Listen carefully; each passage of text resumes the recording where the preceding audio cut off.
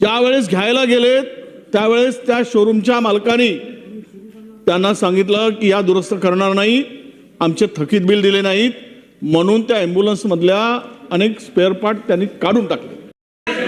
अरे काय पाहिजे बिनबार पैसे मानू नये सभागृह सुरू असताना. अध्यक्ष महोदय अत्यंत महत्वाचा विषय असा आहे, माननीय आरोग्य मंत्री इथे बसलेले आहेत. सुधीर भाऊ एकच मिनिट. गडचिरोली जिल्ह्यामधील मागच्या 2 वर्षापासून 5 ॲम्ब्युलन्स पडून आहेत, दुरुस्त होत नाही.